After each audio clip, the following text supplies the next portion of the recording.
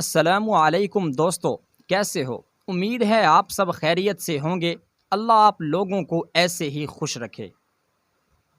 جو پچھلا واقعہ ہم نے درمیان میں چھوڑا ہے، چلتے ہیں اس سے اگلے حصے کی طرف۔ میری بات سن کر اس عورت نے پھر اپنا ہاتھ پرس کے اندر ڈالا اور 3000 کے مزید نوٹ نکالے، یعنی کہ اب 5000 ہو گئے تھے۔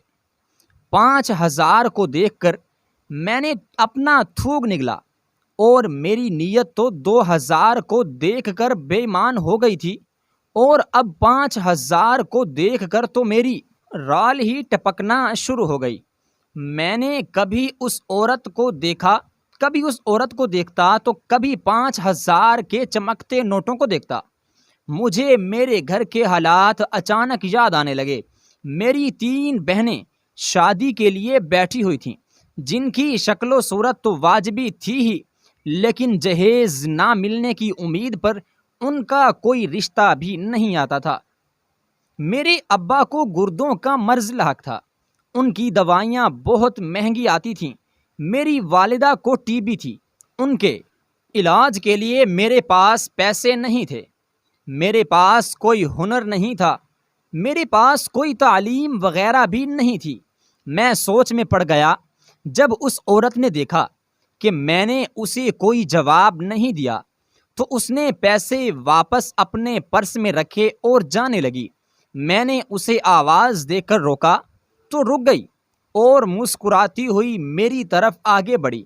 میں نے اس سے کہا، ٹھیک ہے، میں اس کا کام کرنے کو تیار ہوں۔ اس نے وہ پرچی میرے حوالے اور پیسے بھی۔ پھر میں نے ویسا ہی کیا، سب سے نظریں بچا کر لاش کے سرہانے پرچی رکھ دی۔ مجھے نہیں پتا تھا کہ یہ کام واقعی ہوگا یا نہیں، لیکن مجھے تو اس کام کے پیسے مل گئے تھے اور میرے کافی سارے مسائل حل ہو گئے تھے۔ میں اگلی صبح گھر واپس چلا گیا اور وہاں پر اپنے گھر والوں کو پیسے دیے تو سب پیسے دیکھ کر حیران اور پریشان ہو گئے۔ انہوں نے کہا کہ یہ پیسے تمہیں کہاں سے ملے ہیں؟ میں نے گھر والوں سے جھوٹ بولا کہ ایک آدمی نے میت کی طرف سے صدقہ مجھے دیا ہے۔ ہاں، یہ ٹھیک ہے، کافی لوگ مجھے صدقہ وغیرہ دیا کرتے تھے، لیکن وہ 200-300 روپے سے زیادہ نہیں ہوا کرتے تھے، کبھی بھی ہزاروں کے نوٹ ہم نے سمجھو دیکھے ہی نہیں تھے۔ ہمارے گھر میں جیسے ایک دم سے خوشحالی آ گئی تھی۔ 1 ہفتے بعد میں واپس شہر آیا، اپنا کام شروع کیا۔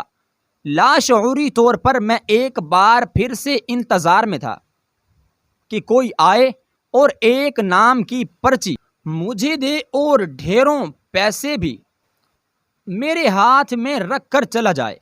لیکن میری حیرت کی انتہا نہ رہی جب 1 ہفتے بعد وہی عورت میرے پاس آئی، جب میں قبرستان میں ہی اپنی جھونپڑی میں جو میں نے بنائی تھی قبرستان میں، وہاں پر میں سو رہا تھا۔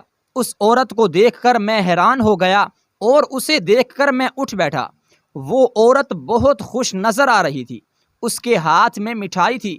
اس نے کہا کہ اس کا کام ہو گیا۔